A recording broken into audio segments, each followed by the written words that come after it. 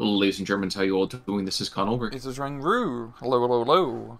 And folks, the seventh season of League Play continues today. We are on Shechedra, Rang, who do we have? What are they bringing? Well, on the left-hand side in the blue, we have Khers Foxes playing the 5th Mountain Division with Maverick Income.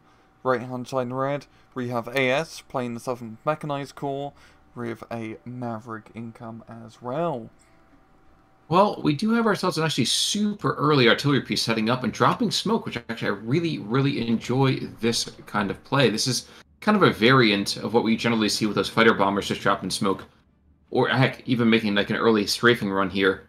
And I feel like it's one of those opportunities that really could have been, oops, maybe the sightline's a little rough here, but that could have been absolutely devastating to kind of go and really force an early disembarkation here from a lot of troops.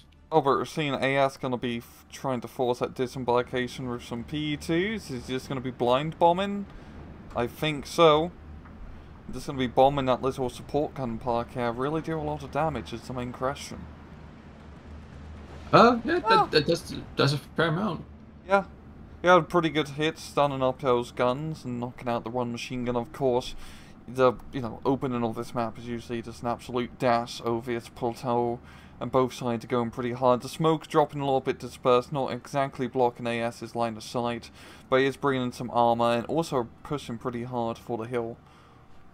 Well, and that's the thing, isn't it? Is that AS desperately wants to take that plateau. You saw him in the north actually being very aggressive into that town. But anybody who went further west than the 50-yard line, well, they just aren't really around anymore to kind of talk about it. Yeah.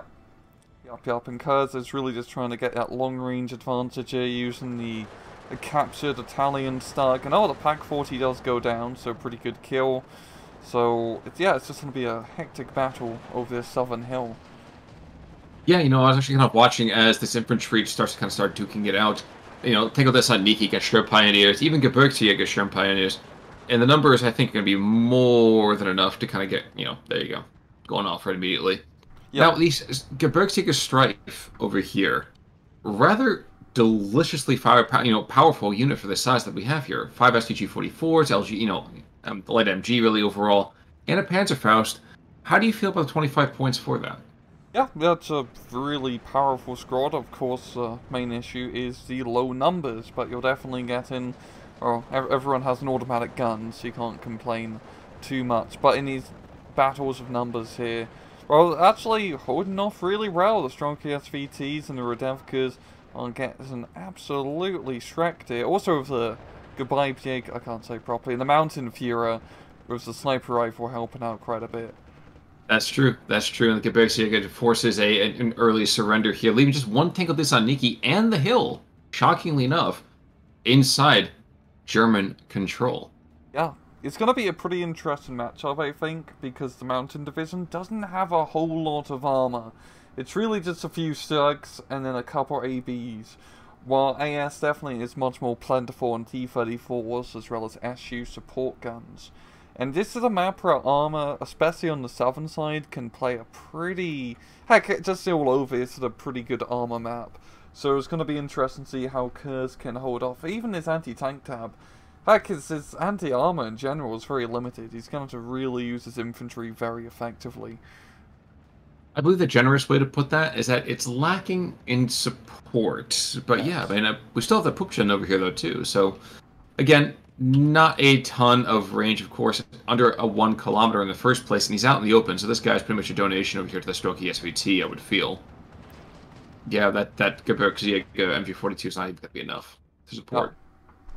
And yeah, pretty even Stevens. I mean, both sides are playing Maverick, so there's no real time constraint for anybody. Of course, it is preferable to still try to win early, where you still have a high income.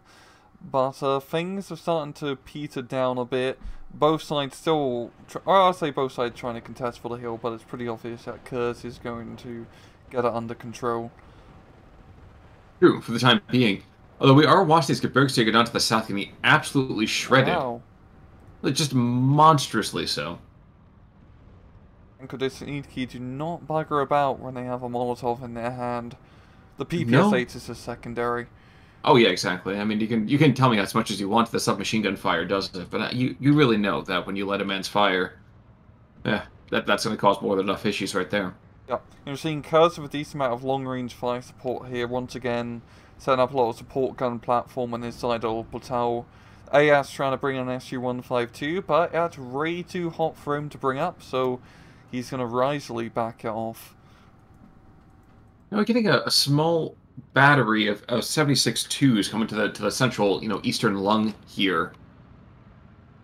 And I think they're going to be left without maybe a huge amount of activity immediately. There's really not a whole lot in the center to really concern themselves with.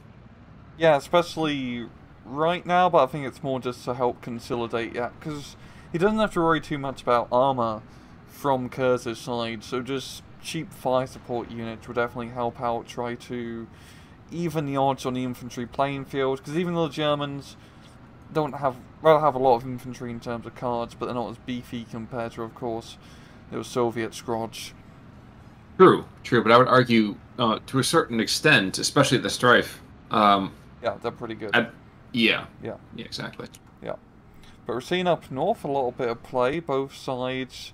Well, really, I should say AS actually investing quite a bit. Yeah, one T-34 causing quite a bit of havoc.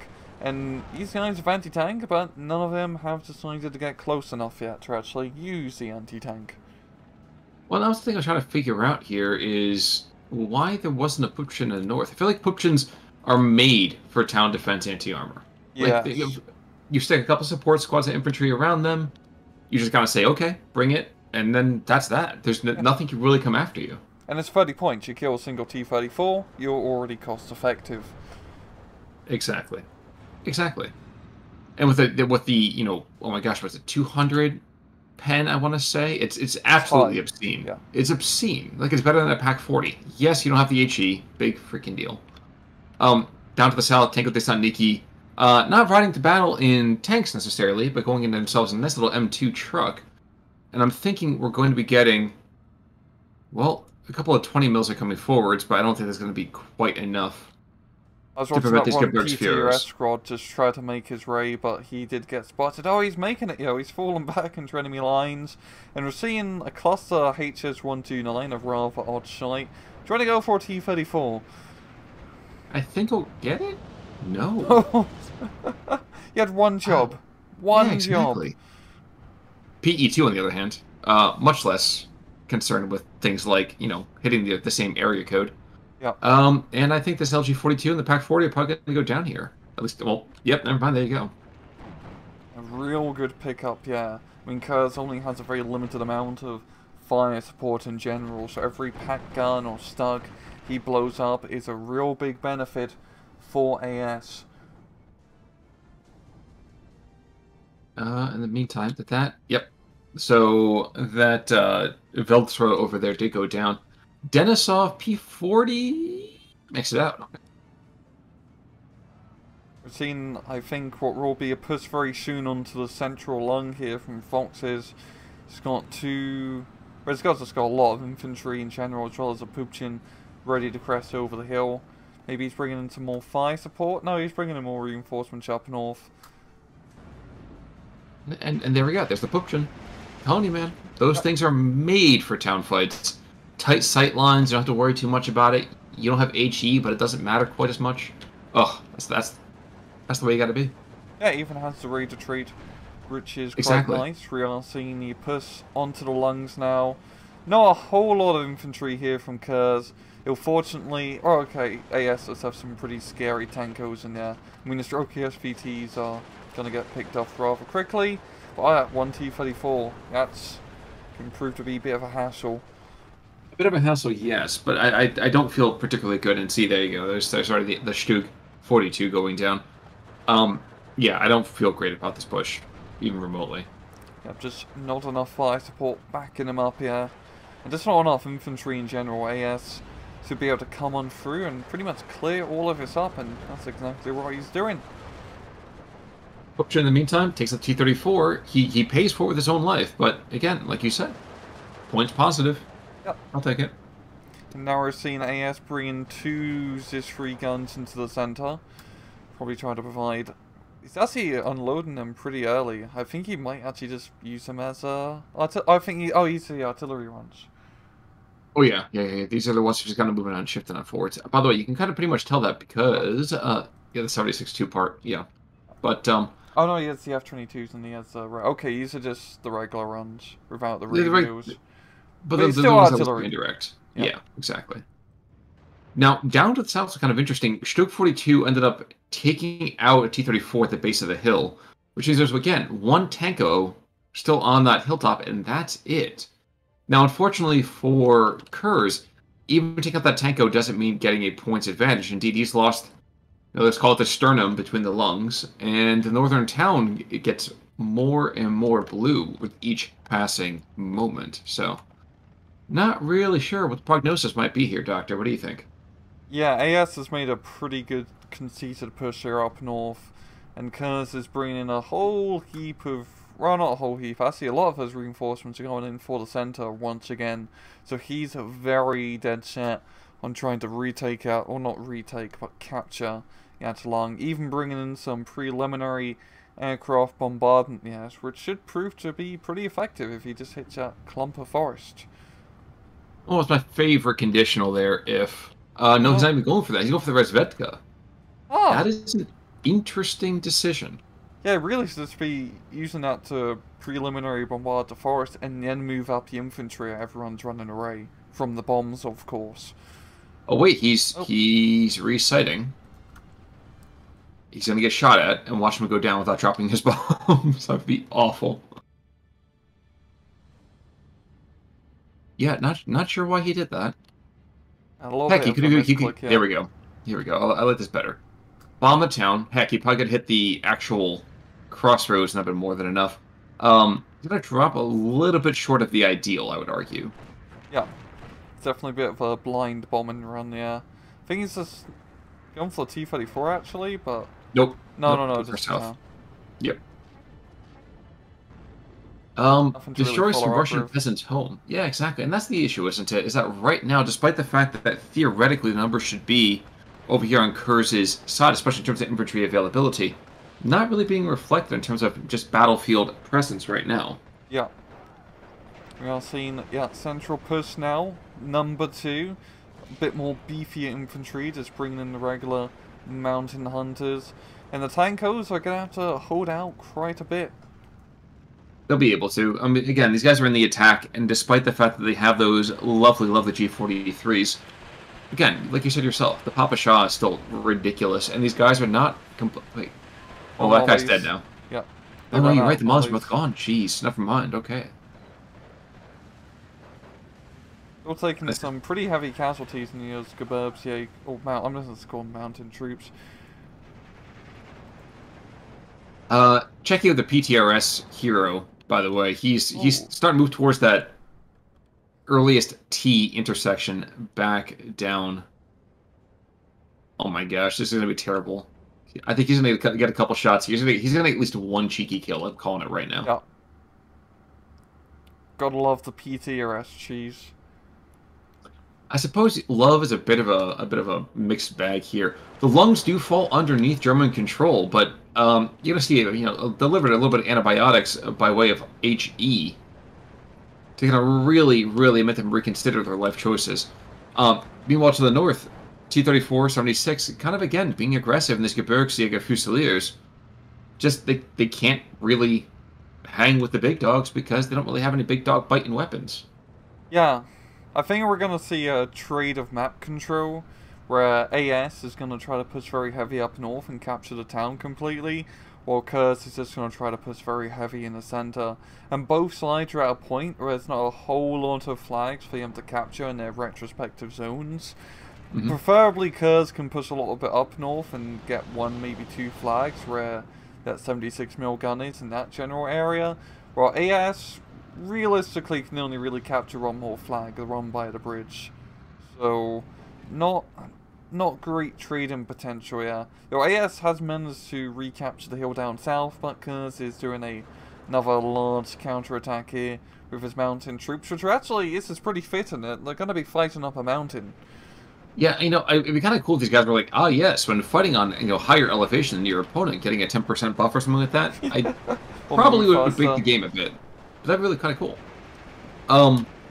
one thing I'm noticing is that Henschel, you know, cluster bomber, POS, man. That thing's just like, it doesn't hit anything. The spread is ghastly. It's got to be used against like an entire armored defensive. Yeah.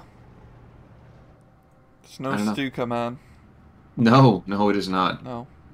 Off map 203 is down to the south. There's no one to the northern side, but that one's not really finding the same amount of employment just yet. My guess is we'll see that once these 4 squats of Strelkies get deployed. But down south, yeah, hitting that intersection, good call in my mind. That's been under German control pretty much since the word go. Yeah. Or maybe the word los, but, you know, same. Give it 30 seconds and he probably risks he's used it in the central hill position. He might actually cancel it, which would be good call considering the amount of mountain troops which are coming on down that hill, coming up the hill, I should say. They'll be going down soon. Well, it's true. I mean, when they're coming around the mountain when they come, that's for sure. Oh, yep, he cancels it. Oh, did he? No, he didn't. Oh, no, okay. It ticked down. I was like, oh, it disappeared, but I can't read numbers, apparently. That's fine. Northern side, there actually is another barrage that's going to be incoming really far behind the front lines. Again, odd placement on a couple of these. Yeah, you'd think you'd use that a little bit more in the front line area where the current attack is coming from, so you can, of course, pick up the remains after you stress everyone to hell and back. But this is going to work really well here for Foxes, as now he has the armor advantage up north, with a few of the Stugs left in his deck, and he has a lot of infantry, so this could be a pretty effective counterattack. Well, and there's no Soviet, armor really immediately around the next corner, so even better still. Yeah. And those Stugs at close range are pretty nasty against T-34s. Yes. And decent armor by that matter, too. Yeah. A big sorry to my own viewers just now who had the screen shake. I was a little bit too close to the artillery strike. Thankfully, for the Gebirgsjägers, yes, they're pinned, but for the most part, they're still alive. I really like his ballsy pussy AS during with his stroke DPs. He's just going full hog for that one flag by the bridge. And I think, okay, I see what he was doing with that artillery strike. He stunned up the rear line and then just tried to encircle. Looking back at that was a pretty good artillery strike because he's meant to get a very strategically important position on this tower and actually move the front line a bit. I realize it's for the moment here, and we were seeing a second artillery barrage, but I think what should have been the first artillery barrage. Mostly because the falling back would have fallen back into another artillery barrage. I feel like, sure, but this could have been achieved the same way by putting the artillery in the opposite order. Yeah. The AS off map is going to come in very clutchy because that's going to buy AS a lot of time as that push is completely disintegrated now into absolute panic. Fortunately for Khers, he does have a decent backline by the bridge, so his 5 support guns are going to be able to stop that sneaky Russian assault. And down to the south, we actually missed another artillery strike, and you can see right now Sapiris, Automachiki, Sapir Kamroti taking the southern hilltop as artillery turns another hilltop into the surface of the moon. Mm-hmm. Also, PTRS squad goes down. Gebirgs 36 taking that bad boy out. Yeah, we're almost 20 minutes into this match, Khan, and it's pretty neck on neck in terms of map control and in terms of points. It still feels this is anyone's games to win or lose. There's no drawing, that's for sure. That's true. I mean, this isn't SD1, so there's no time limit. Or SD44, the 43rd successor to the SD franchise. Now, one thing I kind of thought that the Superiors would hold up a little bit better to Gebirgsjäger. I guess that the lack of cover from getting the entire forest blown to pieces. Yeah, also just the veterancy. Yeah, but I guess that the 3-star veterancy, the 3 Iron Cross veterancy, I don't think would be quite that obscene in terms of the differential stress resistance. Northern side, in the meantime, by the way, see, look. There was no aggression afterwards. They've killed a couple of squads here and there. But the front line hasn't moved. Yeah, honestly, I don't really blame AS too much, because there's not too much worthwhile ground to take from committing anymore. Offensive maneuvers in that town, it's going to be hard to capture that one crossroad section by the bridge. But he is going to allow Khers to once again build up a pretty nasty force and I think Khers will be able to commit another counterattack in the town, and hey, he's got off-map artillery of his own this time, so he can return the favour with high explosives. Well, and I understand that the 300 barrage is terrifying, but I almost feel like sometimes I want my artillery barrages to be those lighter calibers, the 170s, just because you get much better saturation of firepower. Yeah, and cheaper. Sometimes, if you're using it offensively, you don't necessarily need as much bigger kaboom. You're just using it as stress. But of course, blowing up stuff and getting kills on enemy tanks is nice. But this would be more than adequate for Khers' needs. But see, here we go. Look at the dispersal. So much more pleasing. It's pinned an absolute ridiculous amount of this material. Killed 2 squads. Yeah, this is a massive success by comparison. Yeah. Some of his own troops are hit. That's the price you pay. You know, friendly fire is friendly fire. But there's still more than enough guys here, and indeed 3 more squads being rushed onto the 4. A little bit optimistic. But regardless, being rushed on it. Yeah, he does manage to temporarily capture 1 flag.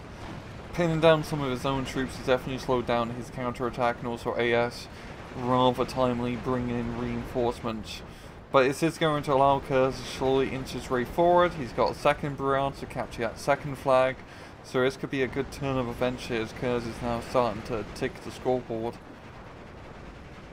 Now he's got to watch out because the Su-85 has his own troops in defilade, not in defilade, excuse me, in the flank, kind of as the same way his own kind of positions on that hilltop, formerly on that hilltop, had the Russians as they kind of came on further forwards. By the way, Stug went down. What killed it? The T-34-76? Probably. Yeah, it's kind of the guess. Now, one thing we didn't quite touch upon is, you said before about the difference in cost between the 170 off-map and the 203 over here for the Russians. You are paying, I mean, and this is not maybe 100% a fair comparison, because you are paying for getting yourself a KV-1, which in the terms of the 7th, you desperately need. Yeah. As I would argue you desperately need.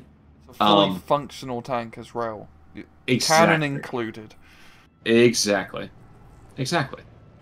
And the armor itself is good enough to kind of keep things on even playing field with a lot of the lighter German anti-tank. Yeah. I think late game this is going to be harder for Khers just due to the lack of tanks and fire support available to him.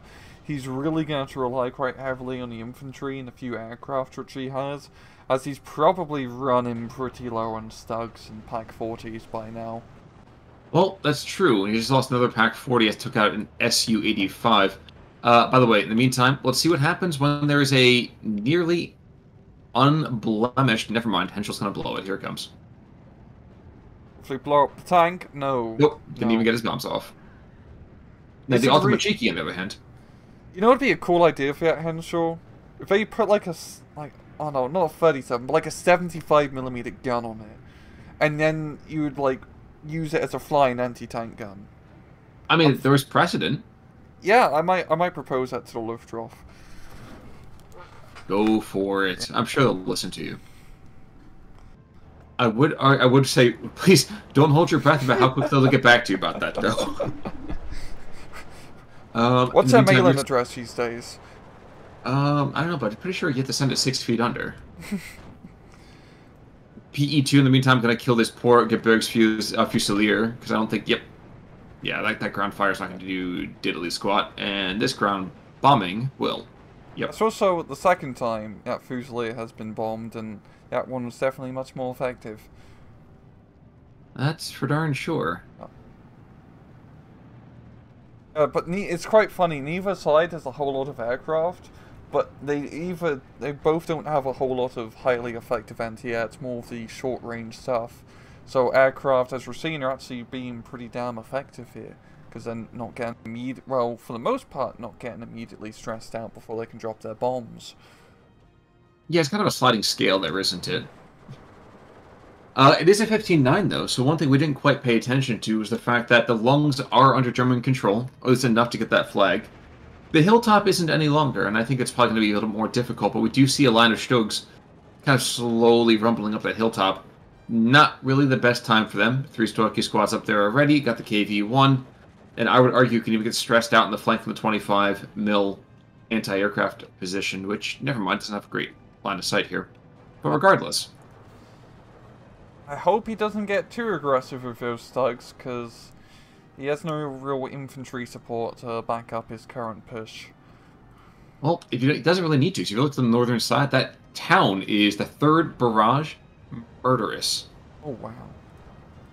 Murderous. There is routed. nothing left. Yeah, exactly. Apart from that one T-34, he's a bit of a plucky guy. But that's a very good flip, yeah, from Khers. I mean, his map is pretty much split between 3 major contestant zones. The 2 central flags in the northern town, the lung, and then the southern hill. And Khers has been doing a very good job of playing all 3. As we're seeing, AS is starting to fight back a little bit onto the southern hilltop. But it's going to be, no pun intended, a bit of an uphill battle for him from the rest of the map. The central position can be hard to attack, or he's starting to do that. And the town now is going to be a bit murderous, I think, just due to how much Khers has invested up here. Even more so. I mean, yes, we have an SU-122. What's he trying to engage? Oh, he's engaging. Wow, he's going for the flak gun. That poor guy's dead. Yep, in one shot and everything. I love that thing. Now, even more so, I mean, he's getting some of those crazy distant flags right about now, and he's going to lose them, don't get me wrong. But for the time being, he's still carving away and carving away and carving away at that ticket counting. So, I mean, both sides are in Space Maverick income now, so this is when the offensive operations start to peter off a little bit just because you don't have that much income.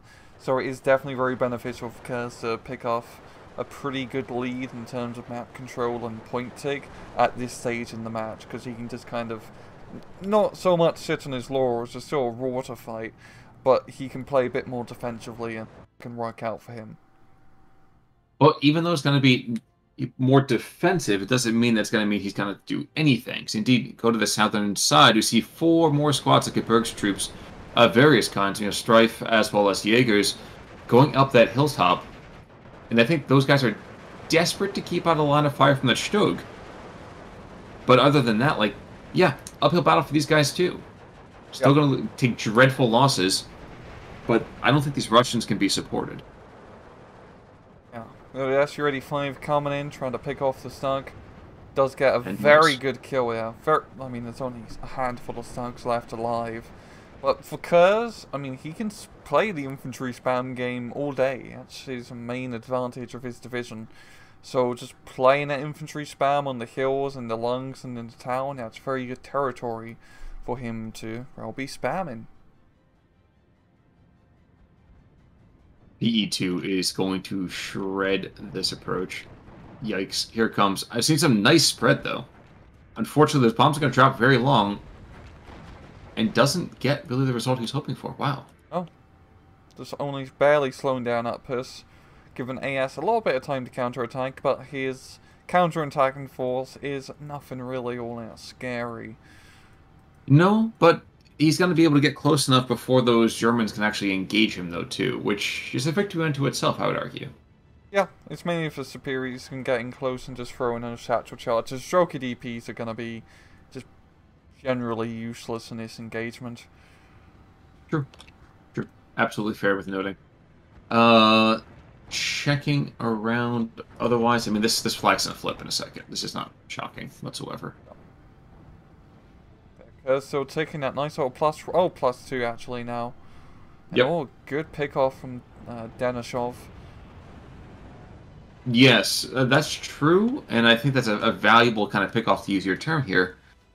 More valuable, I would argue, is the superiors down south throwing out those satchel charges. So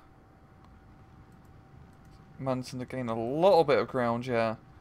But you really need some better CQC troops. Stroker DPs are, or I guess currently helping out a little bit, but they are out in the open compared to the Gebirgsjäger. Yeah, never mind, this is going to be enough firepower to push him back and securely heal. And yeah, he really does need to get armor up here, because that's the one advantage he does has, is the armor support, and that's a good location for T-3476. Zach, forgive me, I'm watching some small firefight as a Maximum bravely tries to go and engage those troops on the northern side. T-34-76 also coming out into the open, going to shred some of these Gebirgsjäger as they come on in. The Strife as well falling back. Very, very wise of them. But regardless, I mean, say what you want to, this is still going the way of the Germans. Yeah, and I just lost a Stug to a Radevka squad by pushing it a little bit too aggressively. But the main thing is Khers does have pretty much the infantry advantage all over the map in terms of quality and quantity. And he's fighting over areas where it is very infantry focused, and it's working really well for him. He's making this push into the center, and it's really just the T-34 holding the ground. Only so much ground he can hold alone. Now the PE2. So see, one's going for that Pack 40, the other one's going for the infantry on the hilltop. Pack 40 is going to die here, and I wouldn't be surprised if the leading edge of the Gebirgsjägers would be swiftly falling behind. Yes, he goes down. Oh, very clutch bombing runs. Again, two very good pickoffs, yeah. Buying AS once again more time. And roll the 129 this time. Drop off his clusters. And he'll get them off, but just watch the spread. They're just it's terrible. Look. Has he got a single kill?